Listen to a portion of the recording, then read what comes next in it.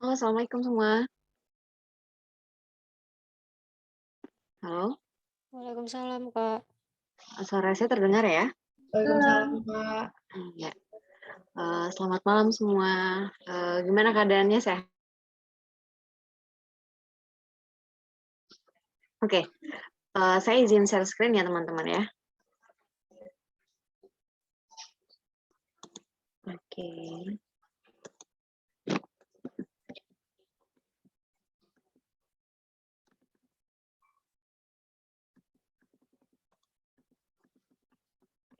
Udah terlihat ya tampilan share screen-nya di layar teman-teman? Udah, Kak. Oke. Selamat malam. Keadaan tetap semangat ya di pertemuan kedua ini. Nah, pertemuan kedua ini masih dengan aku, Tara. Kita akan membahas hubungan antar paragraf. Oke, mungkin teman-teman udah pernah belajar nih. Jadi setiap paragraf itu ternyata memiliki hubungan. Jadi nggak cuma teman-teman doang nih yang punya hubungan. Ternyata paragraf juga punya hubungan gitu. Oke, kita lanjut ke slide selanjutnya. Oke, aku mau tanya, teman-teman sih udah siap belajar belum? Udah ya? Walaupun UTBK masih lama, masih dibilang cukup lama, tapi persiapan harus jauh-jauh hari. Mungkin saya teman-teman kayak nomor satu nih, ada yang masih sering start akun IG mantannya, gitu, nggak apa-apa. Atau yang kayak nomor dua, teman-teman masih suka TikTokan dengan teman-teman atau dengan saudaranya, ya nggak apa-apa juga. Atau yang ketiga, masih nunggu atau masih nontonin single terbaru dari Lisa, nggak apa-apa juga, karena aku juga ikut nontonin ya.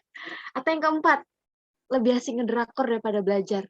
Semua itu nggak apa-apa, asal teman-teman harus bisa memprioritaskan diri. Kapan teman-teman harus belajar dan kapan juga harus kasih hiburan buat diri sendiri gitu. Semuanya boleh dilakuin asal tahu tempat dan kondisi gitu ya. Oke, selanjutnya. Karena teman-teman udah siap belajar, langsung introduksi nggak apa-apa ya. Nah, di sini kita diskusi juga bisa bilang diskusi, teman-teman kalau ada yang nggak tahu langsung aja tanya atau sanggah di kolom chat gitu. Nah, di sini hubungan antar paragraf gitu. Nah, jadi di suatu teks biasanya terdiri dari beberapa paragraf. Dalam sebuah wacana atau teks yang sempurna, setiap paragraf ini harus memiliki hubungan dan keterkaitan antara paragraf satu dengan paragraf selanjutnya. Jadi kalau misalnya paragraf itu tidak ada hubungan gitu, nggak ada fungsinya gitu, cacat. Jadi paragraf itu antara satu dengan yang lain harus memiliki hubungan gitu.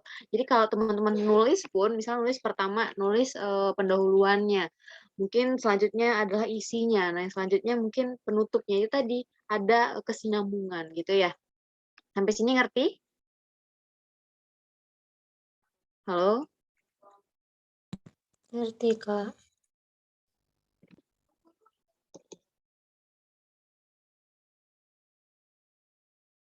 Terdengar, Kak.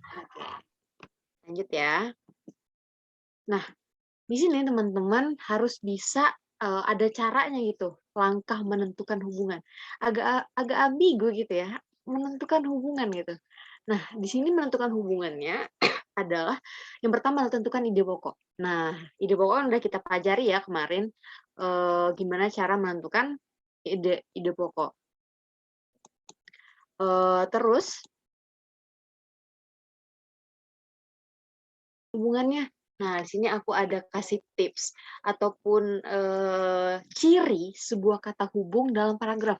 Jadi ketika teman-teman menemukan istilah dari kata-kata ini mungkin akan lebih banyak diksinya, akan lebih banyak sinonimnya, tapi kurang lebih seperti ini gitu. Sebenarnya kalau merujuk pada buku, karena aku kuliah di jurusan ini ya, ketika aku baca di bukunya, ini bukunya nih, ini.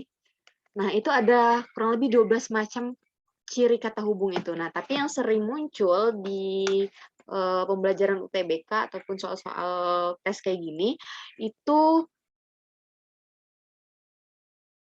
hanya 7 kurang lebih ya. Nah, di sini yang pertama yaitu memberikan contoh. Gitu. Nah, yang pertama adalah memberikan contoh. di sini ada kata yang mencirikan, kalau paragraf itu mencirikan contoh, misalnya ada kata-kata contohnya, misalnya, selain itu, bagian dari itu, sebagai penjabarannya, apalagi kasus ini gitu misalnya. Nah, yang kedua, meringkas sesuatu. Jadi ada kata-kata misalnya singkat cerita, secara singkat saya sampaikan bahwa penanganan COVID dan lain sebagainya. Itu adalah kata hubung dari kalimat maaf paragraf sebelumnya, atau intinya, kesimpulannya itu merupakan bagian. Selanjutnya menguraikan detail 1, 2, 3 atau ABC. Nah, biasanya kalau di teks prosedur itu biasa ditemukan ya langkah-langkah dari langkah-langkah menangani sesuatu atau membuat sesuatu. Misalnya yang pertama, yang kedua, ataupun yang ketiga dan lain sebagainya gitu ya. Nah, seperti kata-kata ada awalnya, pada awalnya, yang kedua, ataupun di teks pidato misalnya, itu sering ya, awal mula, selanjutnya. Yang keempat, menyampaikan alasan atau sebab. Jadi alasan itu sebab mengapa hal itu bisa terjadi gitu ya. Nah, ada kata-katanya nih, misalnya berdasarkan hal itu, mengingat hal itu, berdasarkan fakta, karena, dikarenakan, sebagai, ataupun buktinya gitu. Jadi ada alasan mengapa paragraf itu, inti dari paragraf itu adalah menjelaskan dari paragraf sebelumnya. Lalu yang kelima adalah menceritakan hasil. Jadi hasilnya gitu, akibat. Kenapa kejadian itu bisa terjadi? Misalnya ada kejadian kebakaran di sebuah daerah. Nah, ternyata di paragraf sebelumnya dijelaskan ada konsleting listrik ataupun ada pembakaran liar gitu. Nah, itu dijelaskan akibatnya selanjutnya itu merupakan ciri kata hubung paragraf gitu, yaitu hasil ataupun akibat gitu ya. Pertentangan. Nah, di sini biasanya di kalimat awalnya itu menceritakan sesuatu yang netral-netral aja, misalnya misalnya apa ya? Penanggulangan COVID-19 di Indonesia sudah cukup dikatakan baik. Nah, di paragraf selanjutnya tuh, tetapi menurut ahli ini gitu, penanganan COVID di Indonesia belumlah cukup baik, itu kurang lebih seperti itu. Nah, itu bisa teman-teman catat dan pahami ada beberapa kata-kata yang meskipun demikian dan sebagainya yang menunjukkan kalau itu merupakan kata pertentangan atau kontras gagasan gitu. Nah, ini yang sempat aku merah-merahin ini kata kuncinya gitu ya. Contoh, meringkas, menguraikan. Halo, suaraku putus-putus nggak? Enggak, Kak. Soalnya ada, enggak ya, soalnya ada notif. Pameran itu bentuk dari keyword-nya gitu. Jadi ini ada bentuk ringkasan, menguraikan, alasan, atau sebab, hasil, atau akibat, pertentangan. Nah, yang ketujuh adalah memberikan informasi penjelasan yang lebih rinci. Ini belum aku merahin tadi. Jadi penjabaran dari kalimat selanjutnya biasanya ini agak rancu nih, yang bagian nomor 7 nih, beberapa soal ternyata itu menunjukkan memberikan informasi penjelasan lebih rinci, tapi kita menganggapnya itu adalah sebuah bentuk sebab.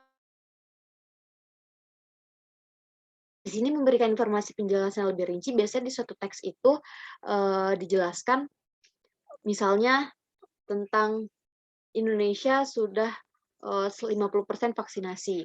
Nah, yang kedua, yang ada di Indonesia vaksinasinya adalah sekian sekian sekian, datanya misalnya dosis Sinovac pada tahun 2020 sebanyak berapa persen gitu. Gitu juga misalnya di Moderna misalnya itu dengan penjabaran yang lebih rinci gitu, bukan hanya menjelaskan 1, 2, 3 atau ABC gitu. Nah, itu masuk kepada informasi penjelasan yang lebih rinci. Kenapa di sini aku nggak kasih keyword-nya ataupun kata-katanya, karena ini balik lagi ke konteks teksnya gitu, teman-teman. Oke, lanjut.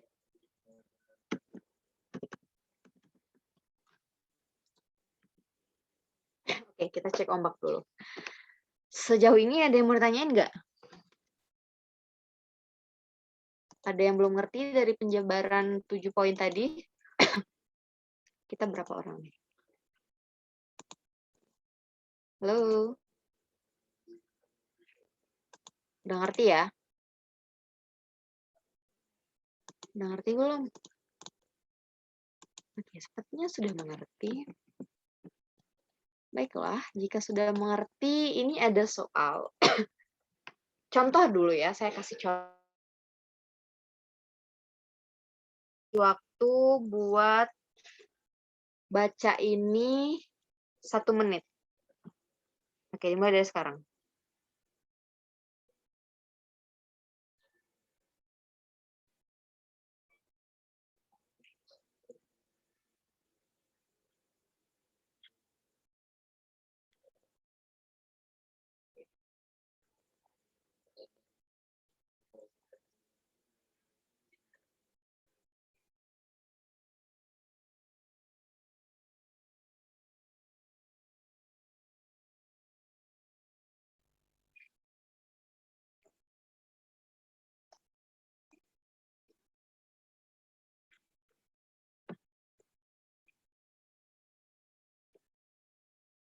Oke, cukup.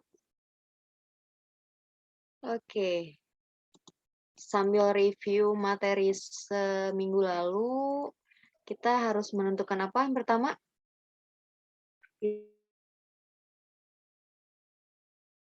Yang mau bantu aku buat ngasih tahu ini ide pokoknya apa di kalimat paragraf 1, 2. Ada yang mau bantu? Oke, aku tunjuk ya. Suciko. Halo Suciko. Halo, Boleh open Kak. mic-nya? Iya. Mau bantu aku ya? Kalau aku bisa ya. Iya, nggak apa-apa. Oke. Menurut kamu ini ide pokoknya apa di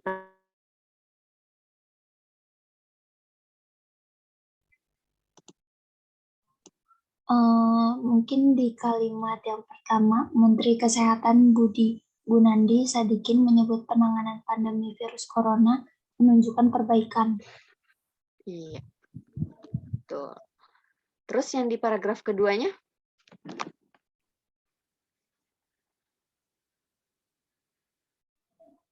Berdasarkan data Satgas Penanganan COVID-19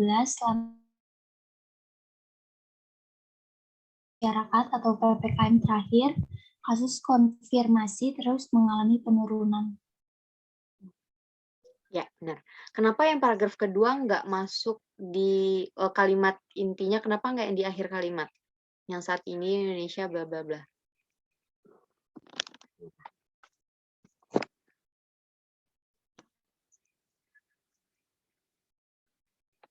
Oke. Oke ya. Dari dua paragraf itu tadi. Yang pertama, Menteri Kesehatan Gunadi Sadikin menyebut penanganan pandemi virus corona menunjukkan perbaikan. Nah, ini dibuktiin lagi berdasarkan data Satgas Penanganan COVID-19 selama 1 pekan pemberlakuan pembatasan kegiatan masyarakat atau PPKM terakhir, kasus konfirmasi terus mengalami penurunan. Nah, jadi kira-kira dari 2 paragraf ini, apa sih kira-kira hubungannya? Coba.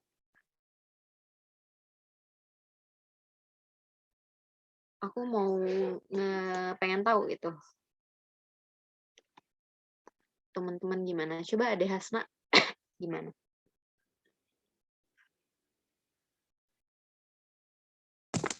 Hubungannya mungkin memberikan informasi penjelasan lebih rinci, Kak.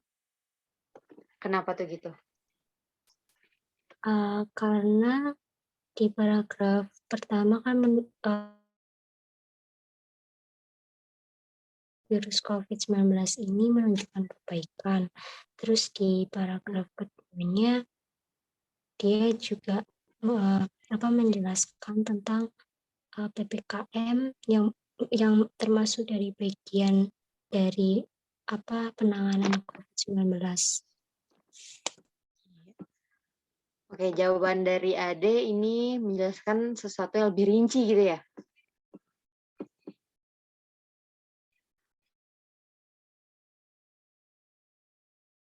benar kalau ini menjelaskan sesuatu yang lebih rinci karena apa? Karena ada data-data yang jelas seperti rata-rata terdapat 5.000 bla bla bla, nah ditambah angka kasus konfirmasi positif gitu. Jadi ada penjelasan yang lebih rinci kenapa Pak Budi Gunandi ini yakin dengan penanganan kasus yang menunjukkan perbaikan gitu. Jadi ada sesuatu yang ditunjukkan gitu, yaitu dengan angka-angka dan data-data ini. Tapi ingat sesuatu yang lebih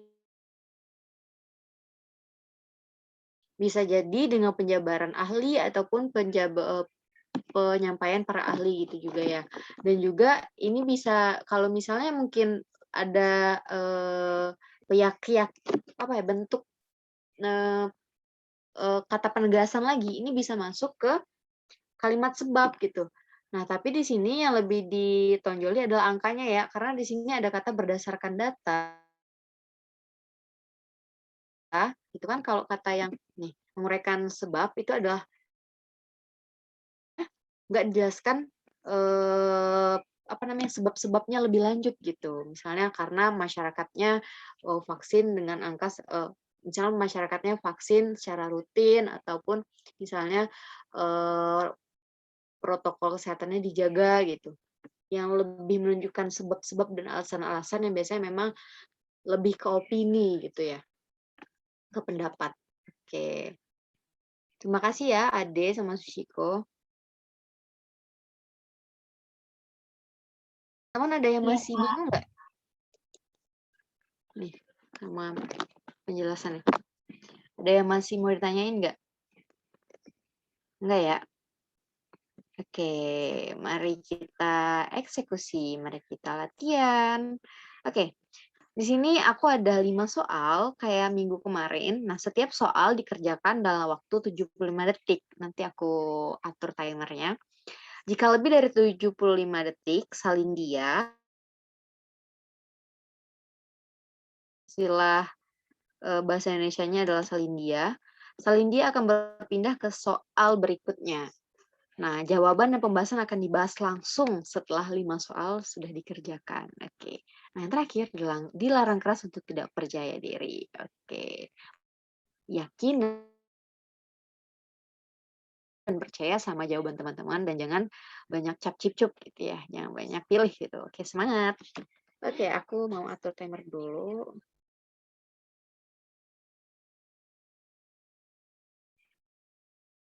Oke. Aku mulai dari sekarang. Nomor 1.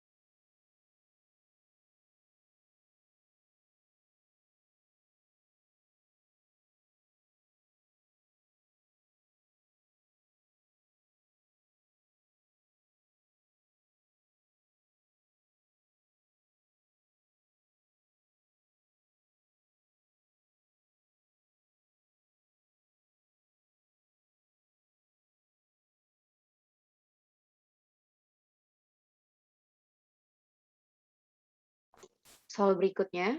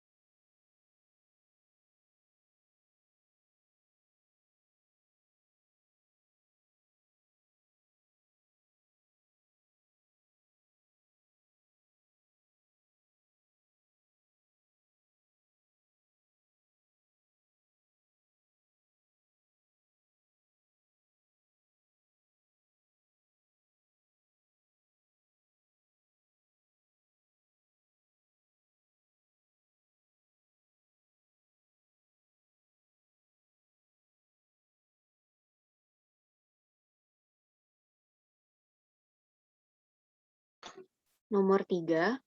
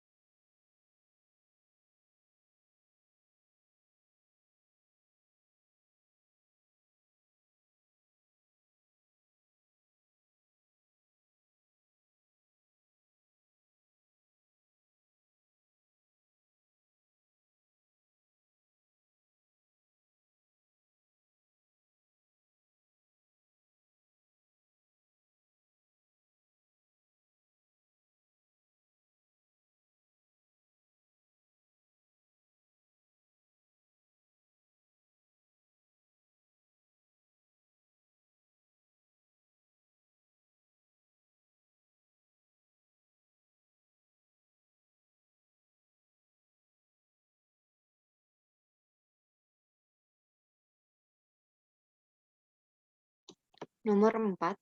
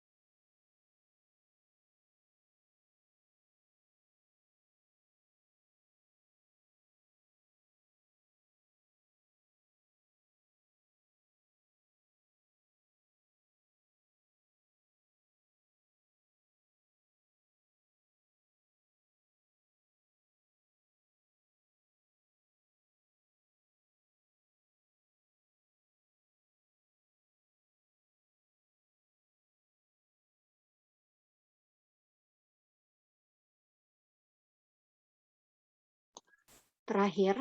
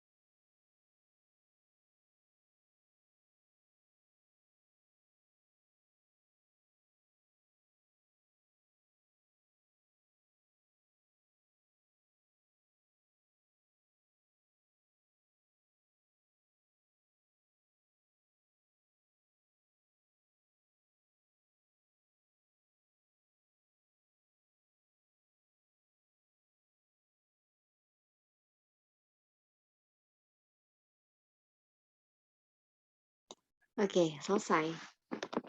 Oh, teman-teman gimana? Susah atau mudah banget nih? Soalnya udah ya. Mariam Salma, gimana soalnya? Susah. Susah. Masa sih? Ibtisam Alkaf, gimana? Susah, Kak. Susah ya? Tapi ngerti nggak?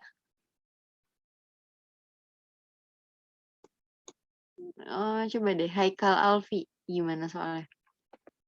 Lumayan. Lumayan ngerti. Ada yang nggak ngerti nggak? Gitu ya, emang kalau di kelas juga siapa yang ngerti? Nggak ada yang angkat tangan. Siapa yang nggak ngerti? Juga nggak ada yang angkat tangan. Itu misteri yang belum terpecahkan sampai sekarang ternyata. Coba Dewa Agung, istri Anjani Putri ini emang namanya gini. Iya, Kak. Kayak gimana soalnya? Ya, lumayan, Kak. Cuma gara-gara ada waktunya kepikiran. Oh, kepikiran. Ya, itu juga jadi ini ya, poin buat teman-teman kalau ngerjain itu pakai tips dan triknya, yaitu langsung cari aja itu kalimat intinya, baru cari hubungannya gitu. Ciri-cirinya itu ada nggak ciri-cirinya kira-kira gitu. Langsung tektok aja, sat-set gitu ya. Satu lagi deh.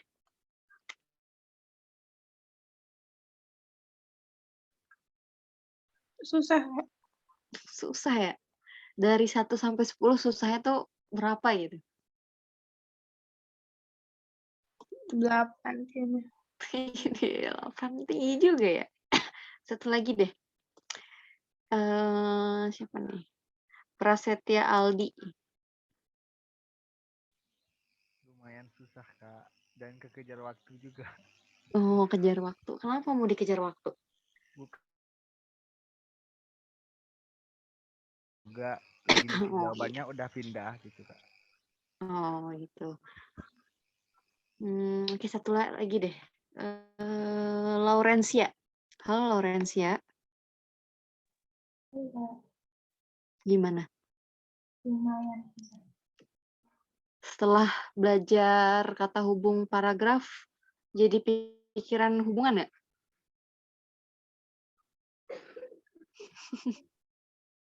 Gimana? Oke, kita bahas nomor 1. Ada yang mau jadi relawan di sini? Relawan bantuin aku buat nyari ide paragraf. Nah, ini deh, siapa deh ya?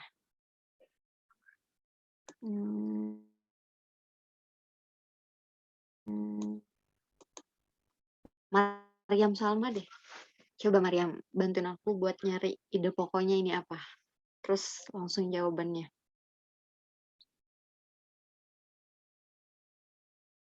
Halo.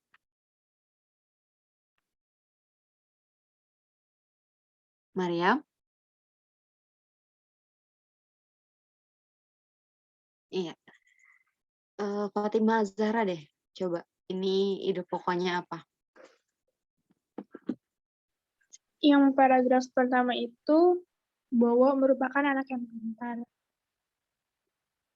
Terus paragraf keduanya Kalau paragraf kedua, yang akan tetapi sebaiknya saudara kembar Bowo yang bernama Budi sifatnya sangat bertolak belakang dengan Bowo. itu intinya dari paragraf kedua. Kalau ini jawaban kamu apa? B, Kak. Kenapa menguraikan dengan detail? Karena ini dijelasin gitu, Bowo itu pintarnya apa-apa aja, terus dia kayak kenapa disukain sama teman-temannya, sama Bobby juga, dia itu kenapa gitu. Kepikiran ya sama Bobby sama Bowo ya? Oke, ada yang jawabannya beda dari temennya? Dari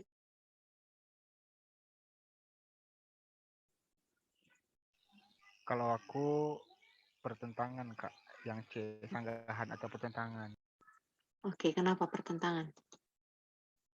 Ya, karena sifat Bowo yang bertentangan sama Bobby gitu, Kak. Oke, boleh-boleh. Ada yang beda lagi? Ada yang jawab sebab akibat mungkin? Atau contoh? Atau sama dengan teman? Jawaban yang benar itu adalah pertentangan memang. Kenapa pertentangan? Karena di paragraf kedua sudah jelas sudah jelas terterakan gitu ya, sudah jelas disampaikan. Akan tetapi, kan tadi ciri-ciri dari pertentangan apa? Ada kata akan tetapi gitu ya. Nah, kalimat pertama ini menjelaskan sifat Bowo. Dia itu anak yang baik, rajin, tidak sombong, dan rajin menabung. Sebaliknya, saudara kembarnya Bowo. Nah, kan kalau kalimat pertama intinya apa? Bowo itu anak pintar. Kalau kalimat kedua, kalau Bobby itu tidak sepintar Bowo. Nah, itu intinya kan. Nah, keduanya saling bertentangan atau saling menyanggah gitu. Jadi jawaban yang nomor jawaban nomor 1 itu C gitu. Ada yang masih keliru nggak sama nomor 1?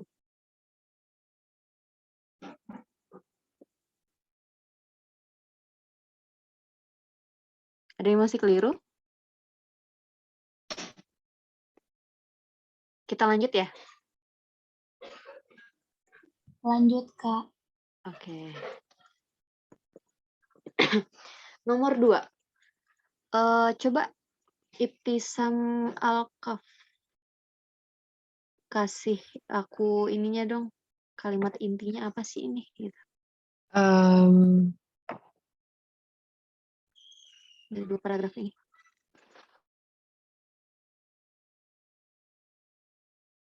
Halo?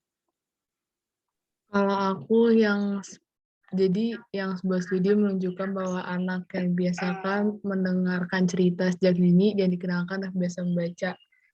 Jadi kayak apa tuh namanya? Yang orang tua itu udah ngajarin membaca gitu dari sejak dini. Aku yang itu, yang paragraf pertama intinya. Oh, itu kamu milih yang itu. Oke, paragraf kedua.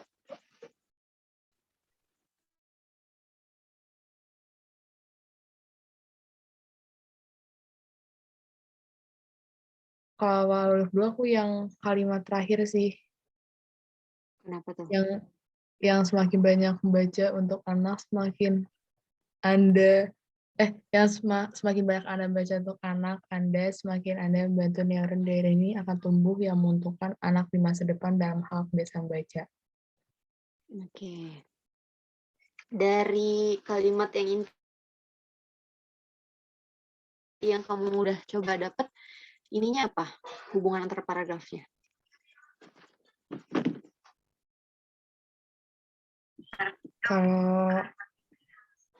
Kalau aku jawabnya sih yang ini, yang A, yang paragraf kedua memaparkan simpulan penelitian yang dibahas pada paragraf ke-1. Oke.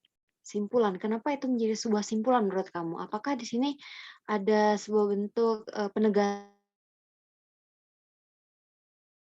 di usia dini itu kalau diajak berbicara komunikasi sama anaknya lebih pintar gitu?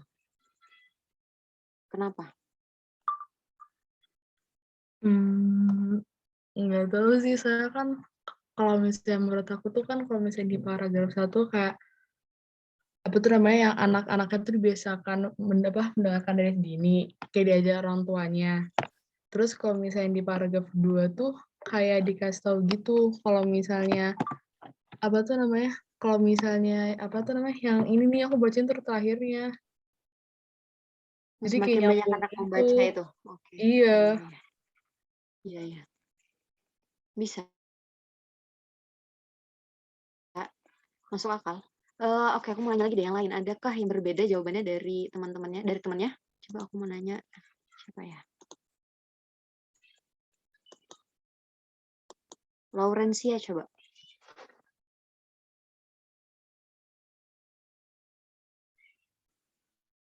Halo Laurencia. Halo. Adakah orang di sana? Oke, tidak ada jawaban. Coba Dewa Agung Istri Anjani Putri. Jadi kepengen chat time saya ngeliat profilnya. Saya tadi jawab B. Rinci temuan. Itu ya?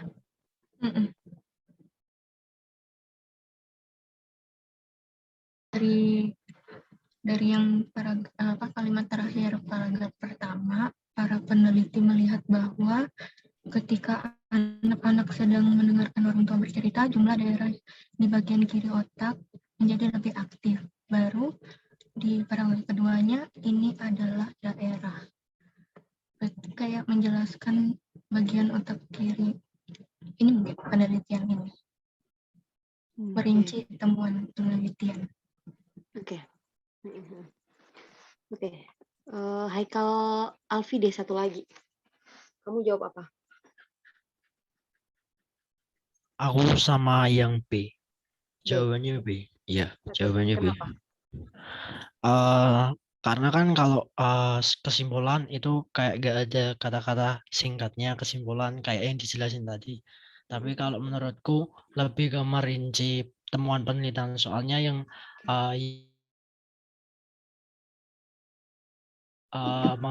membicarakan tentang penelitian bagian otak-otak gitu. Terus yang paragraf keduanya kan ada kata-kata kayak wilayah-wilayah tentang otaknya gitu.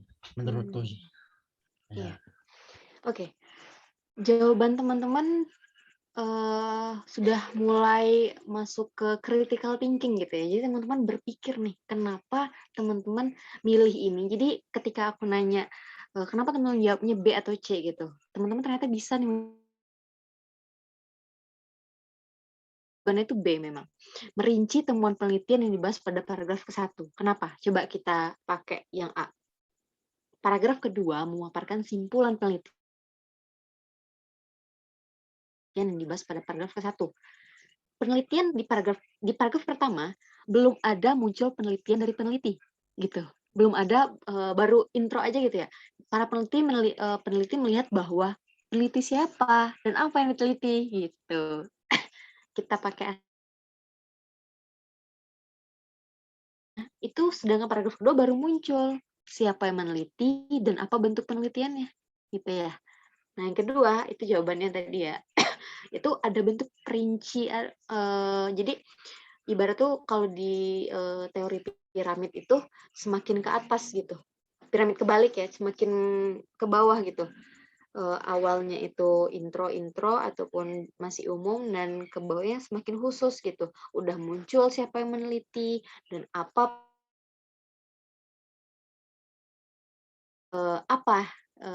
keyakinan peneliti ini gitu. Itu muncul kutipan terakhir itu ya. Semakin banyak Anda membaca bla bla bla bla bla. Sebenarnya ini ada terhapus sedikit di ujungnya kata, tapi cuma pengulangan doang. Kata Horowitz Krauss kayak gitu. Cuman menurut saya itu nggak terlalu penting ya. Karena udah ada gitu penjelasannya.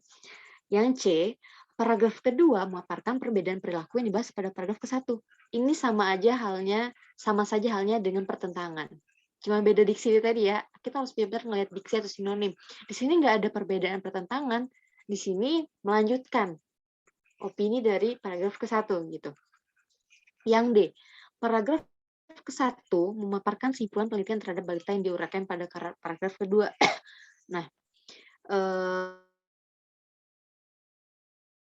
memaparkan simpulan penelitian terhadap balita yang diuraikan pada paragraf kedua. Di sini memang sudah masuk akal nih. Tidak diuraikan secara nyata bagaimana balita tersebut gitu. Ngerti nggak? Ngerti ya? Jadi di sini cuma jelasin teorinya gitu.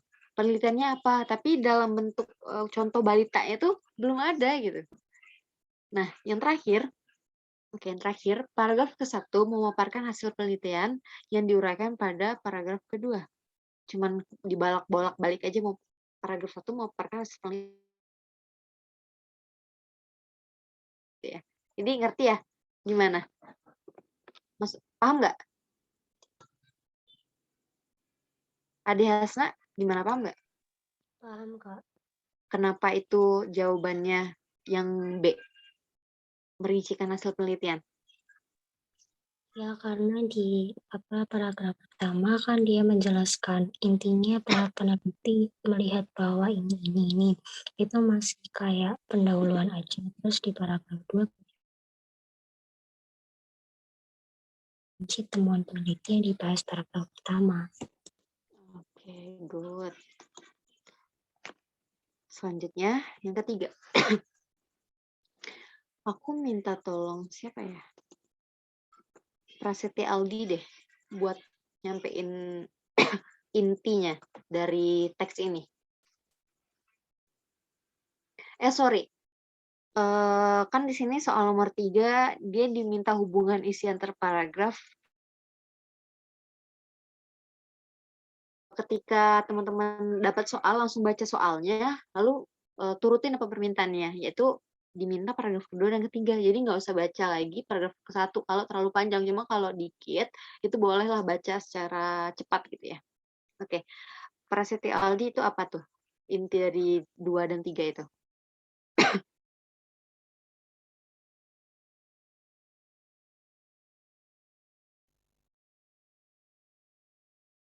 Halo? Suara aku kedengeran nggak? Kedengeran, Kak. Iya, thank you.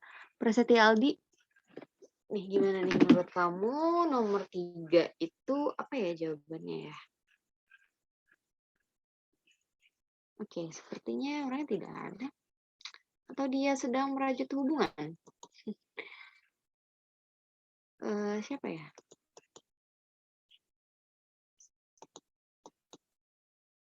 Ibtisam Alkaf. Halo?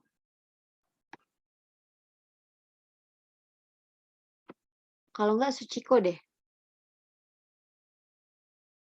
Halo Suciko? Halo Kak, Iya. kalau menurut aku yang paragraf 2 itu yang intinya itu kayak mati listrik juga menyebabkan banyak pengeluaran yang tak terduga. Tidak ada resiko tindakan kriminalitas dan para pekerja akan memiliki pekerjaan yang menumpuk. Terus kalau yang paragraf ketiga itu ini lebih ke sebentar. Lebih ke penyelesaian masalah dari paragraf 2. Jadi dia sebenarnya dapat diminimalisir jika memiliki sumber energi listrik seperti genset itu. Langsung kasih jawaban. Oke, thank you Suciko. Yang lain deh, ada yang beda nggak jawabannya dari Suciko? Atau C aja nih semuanya gitu?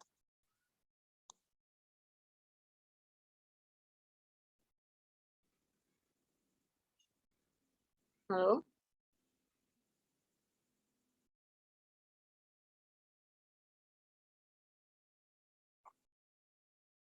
Ade Hasna jawabannya apa?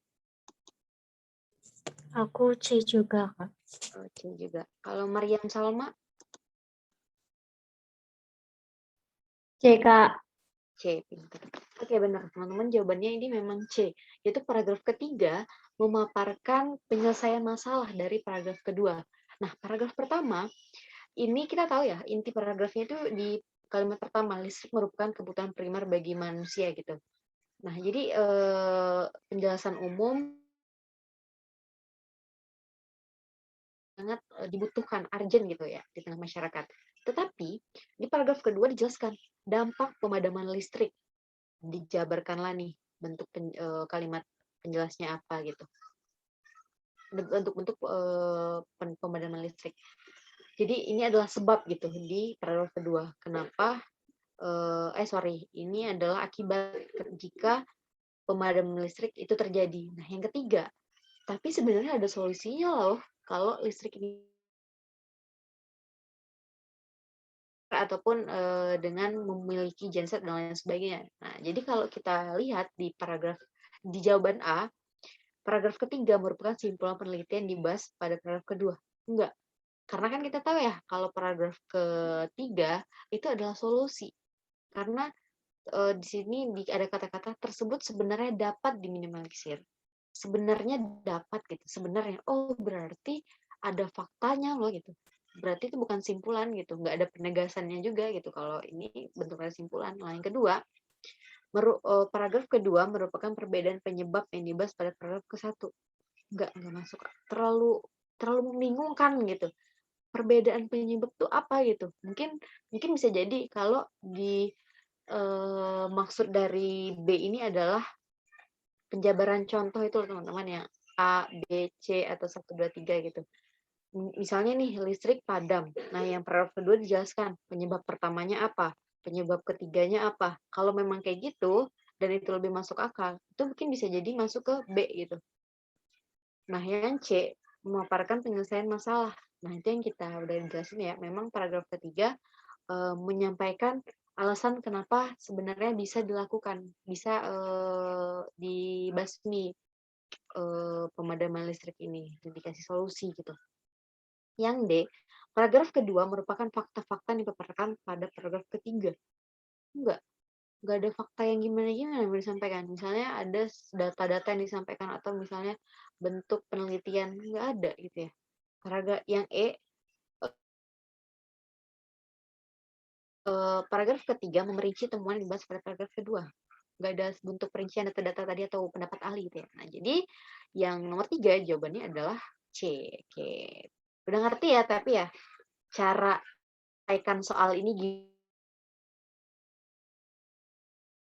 gimana nih gitu, enggak. Tapi langsung baca soal, lihat kalimat perintah, inti, dan cari hubungannya. Dengan cara melihat adakah kata-kata yang merujuk ke 7 poin tadi gitu. Ataupun yang sinonim dengan 7 poin tadi. Oke, gitu ya. Lanjut ya. Yang keempat. Oke. Aku mau minta tolong Suciko lagi deh buat nyampein paragraf kata.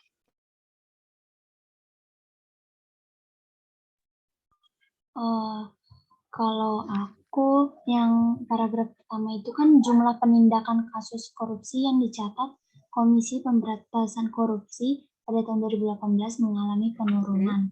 Terus yang ke paragraf keduanya itu jumlah penyelidikan mengalami penurunan sebanyak 38,2% dari 123 kasus di 2017 menjadi 76 kasus di 2018. Kalau aku jawabannya itu C, paragraf ketiga merupakan salah deh maksudnya. Pokoknya sebentar. Paragraf 3 ke paragraf 3 di sini sebentar Kak. Ya. Nggak apa-apa. Take your time. Kalau menurut aku kayaknya tadi aku salah deh. Kalau sekarang kayaknya deh, paragraf ke-1 merupakan sebab dari paragraf 2. Tapi kayaknya salah deh. Tapi terserah. Gitu deh. Iya. Oke, jawaban Suciko aku keep dulu ya. Penjelasannya bagus banget walaupun mendadak ya. Karena kalau mungkin kalau pertama kayaknya aku salah pengertian deh dari maksud itu. Terus tektok itu aku masih agak sulit gitu, tapi Suciko keren. Oke, ada yang berbeda dari Suciko jawabannya E? Ada yang A, B, C, atau D?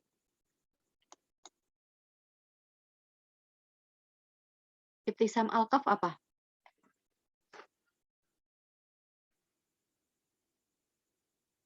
Halo? Halo? Fatimah Zahra?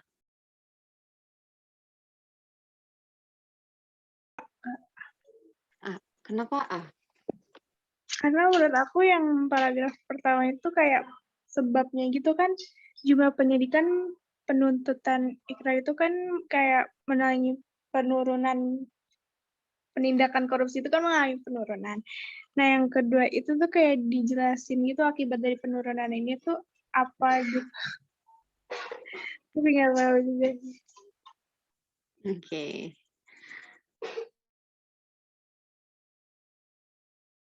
Sebab dan akibat itu gimana gitu ya. Oke. Aku juga masih suka keliru kadang, tapi perlu penekanan lagi. Satu lagi deh, Prasetya Aldi. Jawabannya apa? Kalau aku jawabannya E, Kak. Apa? Suaranya jauh banget. Elang. Kak. Ya, Elang ya? Oke. Ya. Oke, teman-teman. Good. Jawabannya memang E. Paragraf ke-1 merupakan sebab dari paragraf kedua. Nah, di sini memang aku mau mainin teman-teman dengan teman-teman ngerti nggak sih dengan proporsi akibat dan sebab gitu. Nah, ingat teman-teman, kalau akibat itu hasil. Jadi paragraf 1 merupakan akibat dari paragraf kedua. Apakah paragraf 1 menunjukkan hasil? Enggak. Yang menunjukkan hasil itu paragraf kedua gitu ya. Tetapi jika kalimat adalah paragraf kedua merupakan akibat dari paragraf ke-1, iya. Tapi paragraf 1 bukan akibat dari paragraf kedua. Paragraf ke-1 merupakan sebab kenapa adanya paragraf kedua itu tadi. Gitu. Dan paragraf 1 ini menyampaikan alasan-alasan. Itu alasannya itu kenapa ada penurunan karena memang adanya penyelidikan, penyidikan atau inkrah dan eksekusi gitu. Jelas ya? Jadi ini memang bukan pengecualian, bukan contoh ataupun bukan sanggahan. Tapi ini mengenai sebab mengenai alasan. Gitu. Misalnya kalau teman-teman jatuh dari motor. Akibatnya apa? Akibatnya luka-luka. Sebabnya apa? Perjalanan licin gitu misalnya ya. Gitu. Jadi mengenai sebelum dan sesudah lah gitu istilahnya. Kita lanjut ya. Paham nggak tapi sampai sini? Paham, Kak. Kak. Bisa ya bedain sebab dan akibat ya dalam sebuah hubungan ya. Selanjutnya yang kelima, siapa yang menjadi volunteer di sini? Membacain kalimat terakhir, soal terakhir ini. Halo. Gimana sih ini? 2021 masih belum berani? Ayo dong. Siapa yang menjadi volunteer? Nyampein inti kalimat dan juga jawabannya.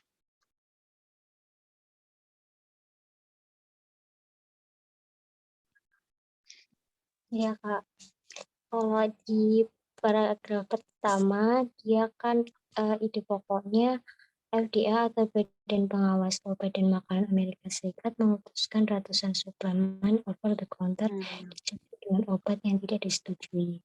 Terus kalau di paragraf kedua, para peneliti Departemen FDA menemukan bahwa lebih dari 775 konon suplemen alami senyawa farmasi yang memerlukan resep.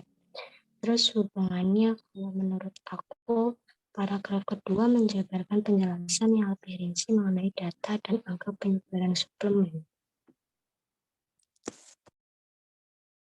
Oke, aku keep ya jawabannya. Haikal Alfi, jawabannya apa? Jawaban aku C. C. Oke, Ya. kenapa kamu jawab C? Oh gitu, pede aja kayak gitu. Tapi kayaknya kan yang pertama kan FDA itu kan mengeluarkan penarikan obat-obat. Terus yang paragraf keduanya itu dijelaskan lagi apa aja obat-obat yang dilarang, terus menemukan beberapa yang mengandung apa aja gitu. Menurutku gitu sih. Okay. Kenapa kamu nggak mikir terlarang beredar? Kenapa? Nah, kembali ke pernyataan pertama saya, nggak tahu kenapa milih itu. Oke, tapi bisa bedain antara akibat dan sebab? Bisa. Bisa, oke ya. Oke, thank you ya, Ade dan Haikal. Oke, di sini kita coba bedah yang pertama. Oh ya, jawabannya itu adalah C ya. Paragraf kedua menjabarkan penjelasan lebih rinci mengenai data dan angka penyebaran. Mungkin dan pede aja gitu, it's okay. Tapi analisa teman-teman udah bagus. Yang pertama, paragraf pertama bukan akibat obat terlarang beredar dari paragraf sebelumnya. Paragraf pertama belum menyampaikan akibat. Apakah di sini misalnya akibat dari obat terlarang itu dijual secara eceran adalah banyak masyarakat yang sakit perut mendadak? Nggak ada kan? Nah, itu bentuk akibat ya. Ada data gitu. Yang kedua, paragraf kedua akibat obat-obat terlarang beredar. Sama nggak ada di sini menunjukkan your internet connection is unstable. Suara saya putus-putus nggak sekarang? Enggak, Kak. Enggak, oke, sorry ya, Kak. itu suka hilang timbul emang. Oke. Paragraf kedua merupakan penjabaran akibat obat-obat terlarang beredar. Di sini nggak ada dijelaskan bentuk dari akibat ke masyarakat itu apa, karena FDA atau Badan Pengawas Obat di sini kan mereka mengawasi obat. Jadi kalau nggak diawasi, dampaknya ke masyarakat kan. Nah, itu tapi nggak ada kan penjelasan kayak gitu. Nah, yang C, paragraf kedua menjabarkan penjelasan yang lebih rinci mengenai data dan angka penyebaran. Nah, iya, yang paragraf pertama itu dikhawatirkan oleh FDA ini adalah terjadinya penyelewengan produk yang dijual atau suplemen ke masyarakat gitu, penurun berat badan gitu. Nah, di sini inti dari paragraf ini tuh apa? Itu penyebaran tadi gitu. Nah, berapa bentuk penyebarannya? Berapa banyak penyebarannya? Itu dijelaskan gitu. Yang D, paragraf pertama menyanggah paragraf kedua. Enggak ada bentuk penyanggahan di sini kan, enggak ada bentuk, tetapi masyarakat setelah menggunakan suplemen ini biasa-biasa saja, enggak ada gitu. Yang E, paragraf kedua menjelaskan contoh apa saja obat beredar. Enggak. Di sini enggak ada bentuk dan udah beredar gitu. Gimana teman-teman? Aku tanya Haikal deh yang tadi masih mungkin gimana? Masih bingung nggak? Udah enggak sih. Udah Sekarang nggak? udah enggak. Ada pertanyaan nggak? Belum. Belum, oke. Teman-teman, penjelasan dari aku udah cukup, dan tapi aku mau review singkat dulu dari apa penjabaran dari hubungan paragraf ini memang agak-agak suka dapet kerancuan gitu, karena antara opsi satu sama opsi lainnya suka mirip-mirip, dan struggle-nya juga adalah soalnya panjang gitu. Nah, tapi itu dengan menyiasati teman-teman baca soal dan juga cari inti paragrafnya langsung ya teman-teman. Cari apa yang jadi permasalahan. Dan biasanya memang nggak jadi sebuah apa ya, sebuah apa ya namanya istilahnya, saran gitu, baca judul. Tapi kadang juga di beberapa teks itu nggak ada judul, tapi dari judul teman-teman bisa tahu ini lagi mau ngomongin apa gitu. Nah gitu, baca judulnya, terus jangan panik, baca judul jangan panik, terus langsung ke kalimat pertama, kalimat kedua, langsung ke kalimat terakhir. Oke, gitu ya. Dan langsung cari hubungan dan jenis paragrafnya itu apa, atau kan dia ataupun dia memberikan informasi lebih rinci. Itu tadi. Nah, itu aku ada sedikit note, yaitu bisa lebih dari satu hubungan. Maksudnya apa ya? Apakah dia termasuk orang yang suka memiliki banyak hubungan gitu? Enggak, itu tadi kan tadi ada soal yang langsung minta hubungan antara paragraf 2 dan 3 gitu. Nah, itu tadi dalam satu teks itu dimungkinkan lebih dari satu hubungan, yaitu misalnya ada kalimat contoh, ada paragraf yang isinya adalah hasil ataupun akibat, tapi kita lihat yang dengan opsi apa gitu. Dan aku memang nggak bisa kasih kasih kepastian ataupun janji kalau 7 poin ini bakal mirip dan bakal keluar nanti. Tapi 7 ini kebanyakan lebih mendekati dan juga apa ya, lebih lebih memudahkan teman-teman dalam menganalisis soal gitu. Karena kebanyakan ketika kita menemukan soal itu yang lebih sering diserang itu soal tuh udah kaget aja gitu, tapi itu tadi, setidaknya teman-teman punya pegangan gitu, kalau nangani teks ini tuh kayak gini loh gitu. Jadi, teks panjang gue nggak bakal takut sama lu teks gitu, karena gue udah dapet poinnya tuh nganalisis lu pakai pisau ini nih gitu ya. Nah 7 poin ini ada contoh, meringkas, menguraikan, alasan, sebab akibat, pertentangan, dan juga uraian lebih rinci. Nah kalau teman-teman lagi senggang ini bisa dibuka lagi, bisa katanya. Dan kalau misalnya teman-teman mau penjabaran yang lebih rinci ataupun dari buku kuliah aku ya, teman-teman boleh PC aku, nanti aku scanin halaman yang ada 12 hubungan makna paragraf itu. Tapi emang bahasanya emang rada sulit dan ini udah berapa aku singkat gitu. Nanti boleh PC aku dan nanti aku kirim gitu ya. Oke, sejauh ini karena memang waktunya sudah menunjukkan waktunya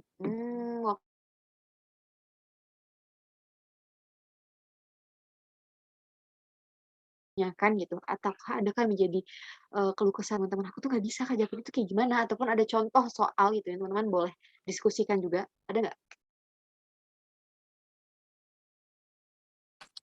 Kak, sorry, aku pengen nanya. Tadi yang nomor Boleh. 4 di opsi, kalau nggak salah opsi B. Nomor 4, aku pengen minta dijelasin lagi. Sanggahan ya? Yang mana sih tadi? Nomor berapa? Yang tadi pokoknya apa namanya kayak penjabaran dari sebabnya itu loh. Oh, Nomor berapa yang ya 4 tadi? ya tapi ya, penjabaran yang sebab. Oke. Tadi nanya Ade kan ya? Iya Kak.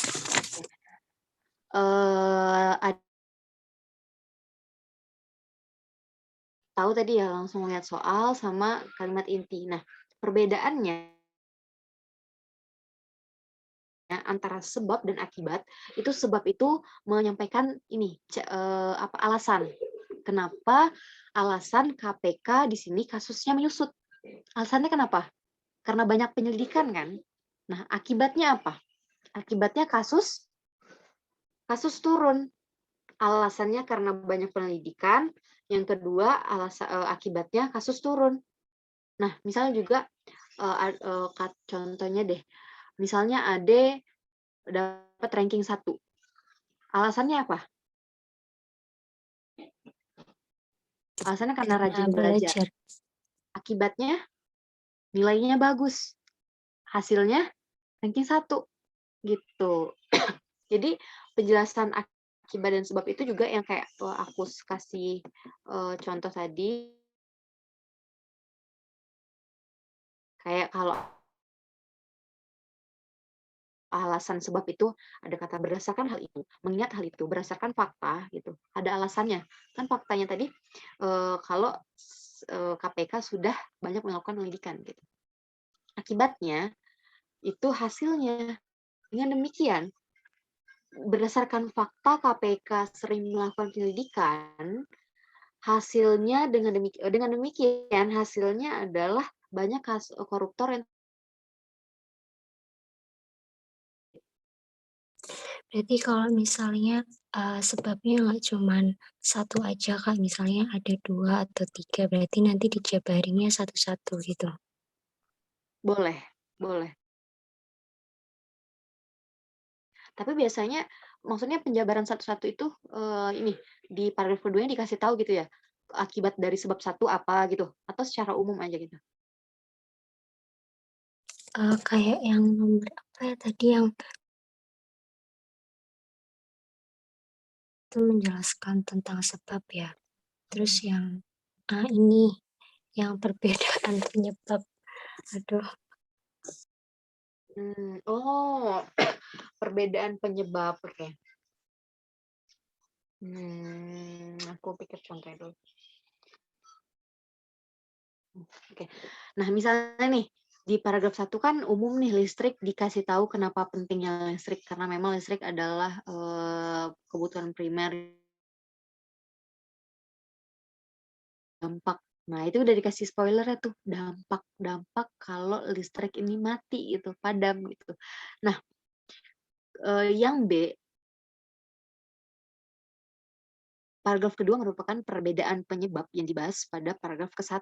Nah, ini misalnya terjadi jika ini bentuk sinonim. Tadi aku bilang bentuk sinonim dari penjabaran contoh ya, yaitu A, B, C gitu. Nah, gini, misalnya nih paragraf 1, misal paragraf 1 ini udah nyampein ada sebabnya juga, misal listrik mati karena apa? Listrik merupakan kebutuhan primer. Terus terjadi pemadaman karena bentuk hemat pemerintah dalam pemborosan dan lain sebagainya. Nah, paragraf kedua itu disampaikan lagi. Nah, sebab dari adanya pemadaman listrik ini masyarakat jadi tidak nyaman. Nah, ini karena di paragraf pertama udah disampaikan sebab sedikit. Nah, di paragraf kedua udah disampaikan sebab yang dijabarin lebih banyak. Nah, ini ada bentuk dari penjabaran perbedaan penyebab gitu. Gitu. Jadi ada sebab-sebab lain yang muncul dari akibat listrik padam itu. Gitu loh. Oh iya, makasih Kak. Iya, sama-sama. Gimana yang lain, teman-teman?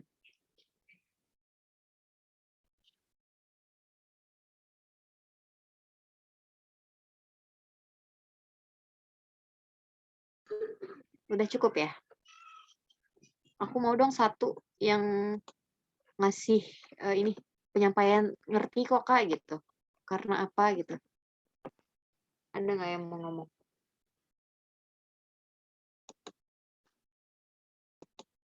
Halo? Satu aja gitu yang ngomong ngerti gitu. Apa udah ngerti? Suciko deh. Yang tadi atau bebas, Kak? Penjelasan hari ini deh khususnya. Kalau menurut aku ke satu aja, Kak, satu aja ya. Kayak aku yang udah lumayan paham itu tentang yang kayak pertentangan gitu. Jadi intinya paragraf 1 sama paragraf 2 itu kayak bertentangan gitu. Pokoknya Yang lainnya masih agak-agak bingung ya? bingung tapi kayak paham gitu. Oke, nanti kalau dikasih soal lagi mungkin bisa ngerti gitu ya? Iya, Kak. Oke, nanti kita coba di try out ya. Oke teman-teman, makasih ya sebelumnya udah join dan udah ngedengerin aku dan sama-sama belajar dan sama-sama ngelurusin niatnya buat niat baiknya di tahun depan gitu ya. Oke, aku akhirin ya. Semoga ada manfaat dan juga ilmu yang teman-teman dapat gitu ya. Dan di sini aku juga belajar loh teman-teman. Aku belajar juga ngulang mata pelajaran lagi gitu. Oke, aku ucapin wassalamualaikum warahmatullahi wabarakatuh. Makasih semua. Waalaikumsalam. Makasih, Kak. Terima kasih Kak.